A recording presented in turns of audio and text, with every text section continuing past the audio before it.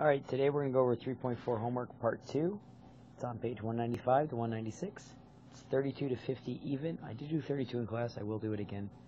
But so really it was only 9 problems. Alright. Now, there's 3 concepts we needed to know. The first concept, so concept 1, is the horizontal line test.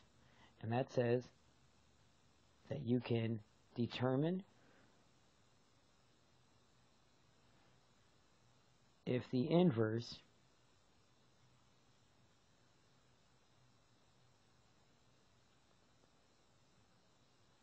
is a function if no horizontal line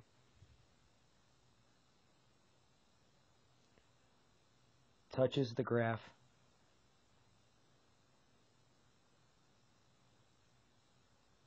twice. Okay?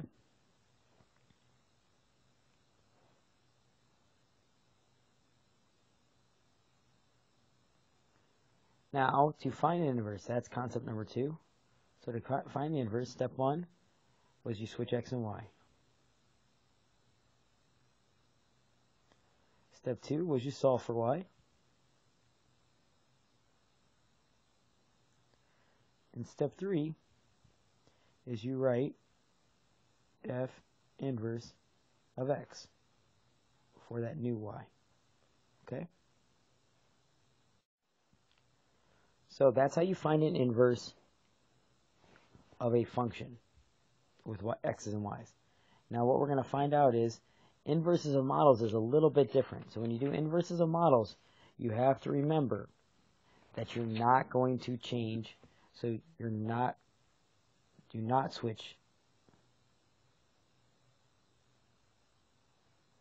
variables because they're not going to give you x and y's. So if you don't see x's and y's, you're not switching x and y's. You're going to solve for the other variable.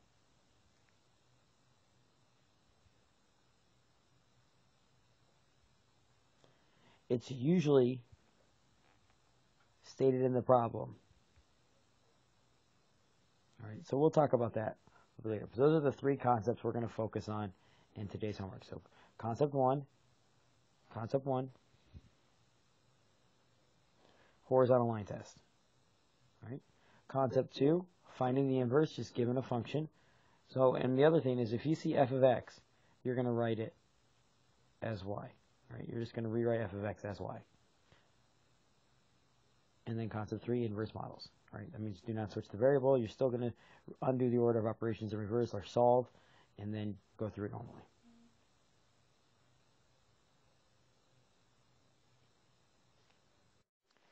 All right, so we're going to start with 32.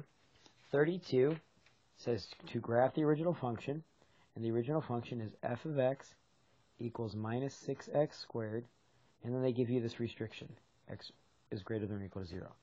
So step 1 is you need to make an xy chart. So step 1 is make an xy chart. Now normally I would pick negative 2, negative 1, 0, 1, and 2. And now I'm going to plug those in. So I'm going to take negative 2, negative 6, I'm going to put in negative 2 squared. Negative 2 squared is 4. That gives me negative 24. Do the same thing with negative 1. Negative 1 squared is 1. 1 times negative 6 is negative 6. 0 squared times 0, 0. Negative 6, negative 24. All right? But this restriction says that I'm not allowed to use negative 2. I'm not allowed to use negative 1 because they are not greater than 0. All right? Negative 1, negative 2 is not greater than or equal to 0, and that's what the restriction says. So when I make my graph, it has to look something like that. Now that I have my points, I'm going to graph it. So I put a point at 0, 0. I go over 1 down to 6. And then I go over 2, and negative 24 is all the way down, like at the end, so I just know where it's going to go. All right? So that's the original. So that's the graph of the original. That's my original function. Now, I could flip the XY chart and make a new graph, but I don't have to because I'm going to do the horizontal line test.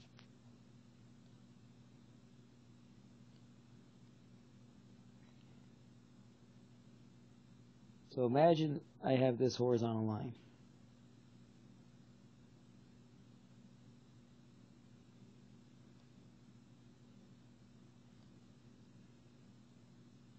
And it's going up and down through here. There's never a point where this line is going to touch twice, so I don't have to worry about it. Therefore, this is a function. So since it passes the vertical line test, since it passes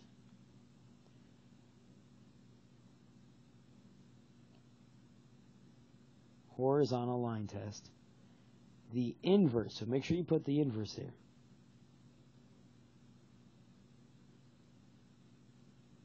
as a function. And that's it. 34, exact same concept. Make an XY chart. -2, -1, 0, 1, and 2. It's even easier because there are no restrictions, so I know these are all good points. So no restrictions, which means I keep all my points. I keep all the points.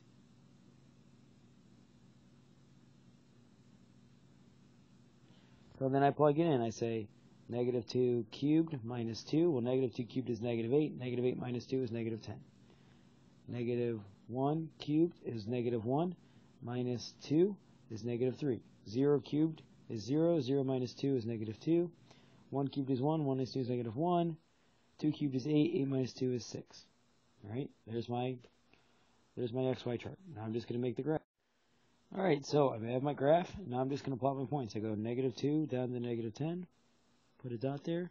-1, -3.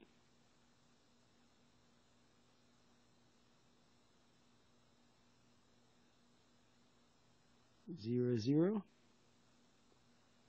1, -1.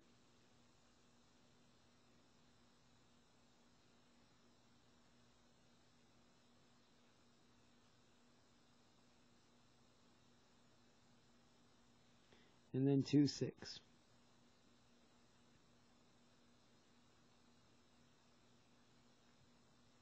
So I make my graph, and it's an S. And now I'm going to do my horizontal line. I'm going to do my horizontal line test, and it passes. I do my horizontal line test. Oh, and I look right here, it hits 2 times. So since it fails horizontal line test, it is not a function. And I can't write in it, I got to put the inverse is not a function. Okay? That's it for 34. Alright, 36. 36 is the absolute value of x plus 4. Remember, the absolute value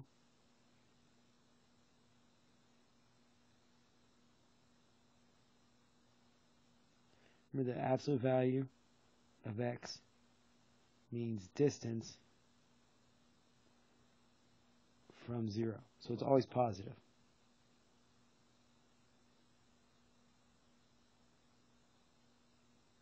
So I still make my XY chart. -2, -1, 0, 1, and 2. Now I plug in and I say the absolute value of -2 plus 4. Well, the absolute value of -2 is a positive 2 plus 4 is 6, so I put 6 here. Now I do the absolute value of -1 plus 4. Well, that's positive 1 plus 4, which is 5, so I have 5 here. 0. The absolute value of 1 plus 4. Oh, 0 is not 0. 0 is positive 4, because 0 plus 4 is 4. 1 plus 4 is 5. 2 plus 4 is 6. So now I go to my graph, and it's a little bit better looking than the graph I was using before. So I got 0, 1, 2, 3, 4. Now, the reason I switched graphs is it was very hard to make the graph correctly the way I did it before, and things got really messy. And if you have a really messy graph, sometimes your horizontal line test is not going to be accurate. So if you're listening, you might have a hint about where the mistake's at in this section. negative 2, or I go negative 1 up to 5.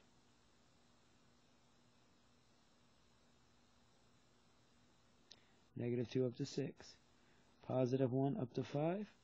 Positive 2 up to 6. Now look, if I make my vertical line, it crosses at 2 points. So this fails horizontal line test. So the way you finish it up is you say the inverse is not a function. That's it for 36. Alrighty, 38. We have f of x equals 3 halves x to the 4th. First thing I'm going to do is I'm going to write y is equal to 3 halves x to the 4th. Y and f of x are the same thing. The reason people write f of x instead of y is they're just telling you already this original function passed the vertical line test. So somebody else already did the vertical line test. When there's y, there's no guarantee that's already happened. Alright? So the first thing I do is I switch x and y. Now I have to solve for y. So the first thing I'm going to do is I'm going to multiply by 2/3. Somebody's going to make the mistake of trying to get rid of the exponent first. You cannot do that. So I get 2/3 x equals y to the 4th. I take the 4th root of both sides. Now, since that's even, I have y equals plus or minus the 4th root of 2/3 x. Because it's even, the plus or minus shows up. So when I finish this, I use 4th root of 2/3 x, and this tells me to only use the plus. So that's my final answer. And that's a plus, not an x. Alright. So because that's greater than 0, it tells me not to use the negative. Restriction eliminates the negative sign. Alright, that's it for 38. Alright, so once again we have find the inverse function. The directions say find, that's how I know I'm doing these. So step 1 is I write y is equal to 3/4 x to the 5th plus 5. Then I'm going to switch my x and y. I subtract 5 from both sides. I get x minus 5 equals 3/4 x to the 5th. I multiply by 4/3 to make the fraction go away. You could divide by 3/4, but that gets difficult, so instead of dividing by a fraction, I multiply by the reciprocal. I distribute that reciprocal, so I turn into, remember this is y, this is y, so I have 4/3 x minus 20/3 equals x to the 5th. Now I take the 5th root of both sides, not x to the 5th, y to the 5th. So I get y is equal to the 5th root of 4/3 x minus 20/3. Right? I'll let you keep it like that. The book does go a little bit further, so f inverse of x. You do have to do that part. You could keep this, or you could write the 5th root 4x minus 20 all over 3. So either one, okay? But you need to have f inverse of x. And that's it for 40. Alright, so step 1, I'm going to write y is equal to 2x cubed minus 6 all over 9. Now I'm going to switch x and y, just like we've been doing. Then, I need to remember that technically that the fraction bar means parentheses, so I have to get rid of, so I must get rid of I must multiply by 9 first.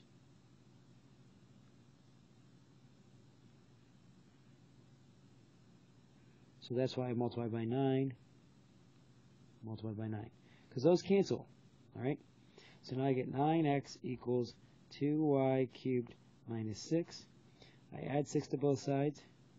I get 9x plus 6 equals 2y cubed. Divide by 2, divide by 2. So I end up with y cubed equals 9x plus 6 all over 2. Cube root of both sides.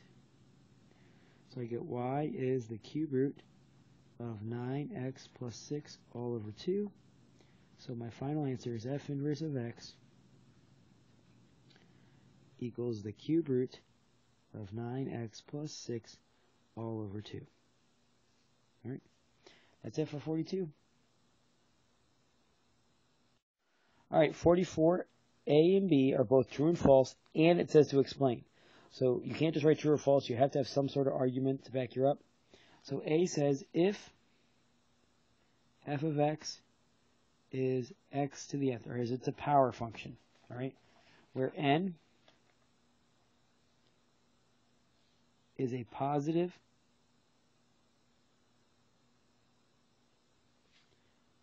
even integer, then the inverse is a function. So we have to think of some way to say if that's true or false. So I'm just going to look for a counterexample. All right. So I'm going to say it's false, because imagine if I had f of x equal x squared. If there's no restriction,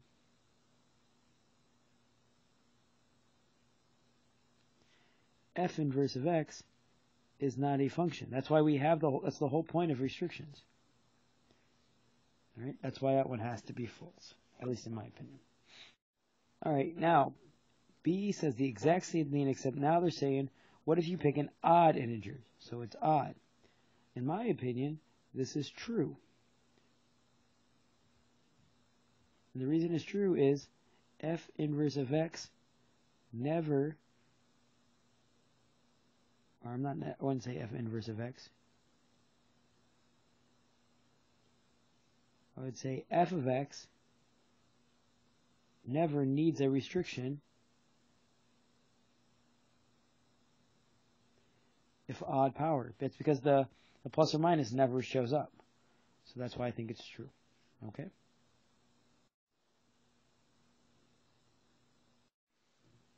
All right, so in 46, they give us the euro to dollar rate. So they say the euro is the unit of currency for the European Union. On a certain day, the number E of euros that could be obtained for D dollars was given by this function. So let's say you go into America, or into the European Union. So maybe you go to Spain, or you go to England, or you go to France, and they're using a euro. You take $100, you're going to get $81.40, 41 cents, 42 cents. Okay, plus whatever it costs you to change it. Now, what if you have all these euros left over from your trip? You need to change them back to dollars. So we're going to make an inverse function. Right? So they say find the inverse, and see how many dollars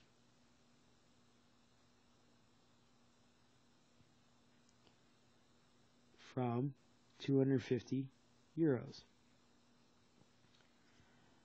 So really, all we're going to do is solve for, we're going to solve for D, because we want to find dollars.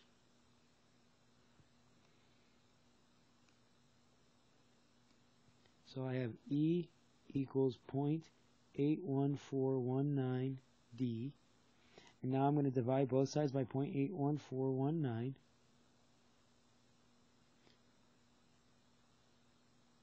Those cancel. So I get D equals E all over 0.81419. Now I'm going to plug in $250 right there. I'm going to plug in 250.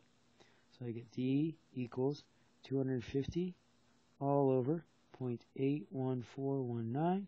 I get that 250 euros, if you have 250 euros, you're going to get about $307. And that's it for 46.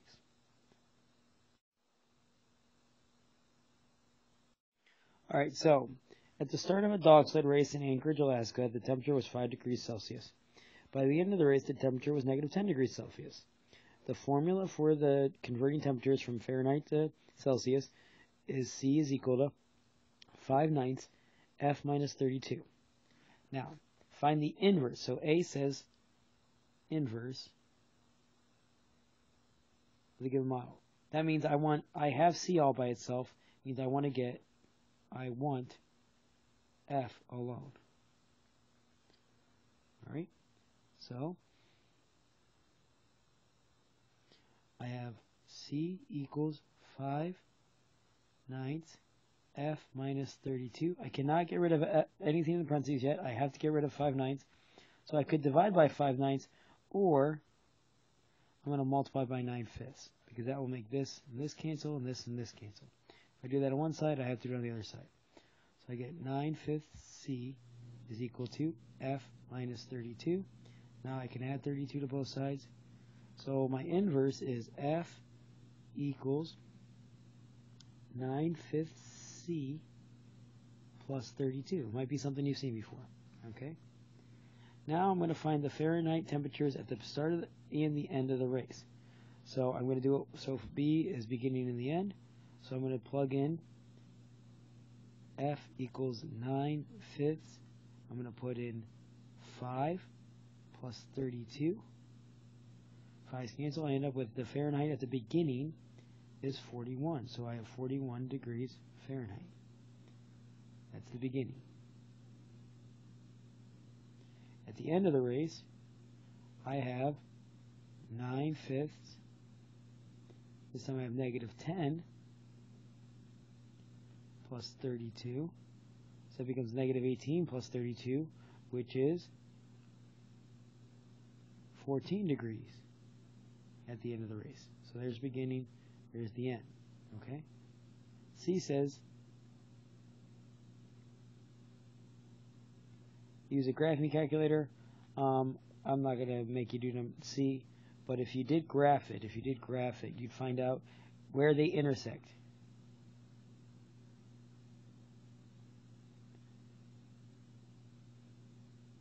Is -40 degrees, and that's what we're looking for. Okay, that's it for 48. All right, number 50, they give you a function that talks about the surface area of a person based on the mass. So they say that the surface area is equal to 0.2195 h, all to the 0.3964. Okay. Now, h is the person's height in centimeters, and to find the inverse model, so they want you to find the inverse. So your goal is to find the inverse. So they want you to find the inverse. And really, guys, that just means get h all alone. All right. So the first thing I have to do is I have to get rid of this exponent. I can't do anything else until I get rid of that exponent. So what I'm going to do, and this is a little bit tricky, is I'm going to have this area equal 0.2195. Oh, and I messed up a little bit. So, okay. H to the 0.3964. Now, I want the exponent to equal 1. So I'm going to take it to the 1 over the 0.3964 on both sides, because that will make those cancel. And if I do that on this side, I have to do it on that one side. So I have area equals 1 over 0.3964. Now 1 over 0.3964 is equal to 2.523.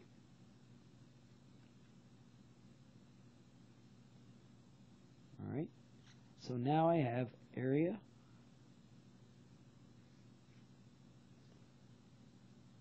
of 2.523 equals 0.2195 h. I divide by 0.2195 on both sides.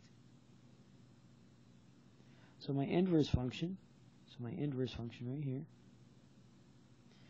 is h, your height, is equal to your area, 2.523 all over your height, or all over 0.2195. So now I just have to plug in 1.6 for A in your calculator. And that's how you finish that problem. Alright, you're going to have an answer. You're going to have H equals something. Alright? And that's it. Alright, that finishes your 3.4 homework part 2. There were 2 mistakes in the video. And I didn't finish 50. So if you paid attention and listened, it probably gives away where those mistakes are at. So hopefully you find them pretty easily. Have a great day.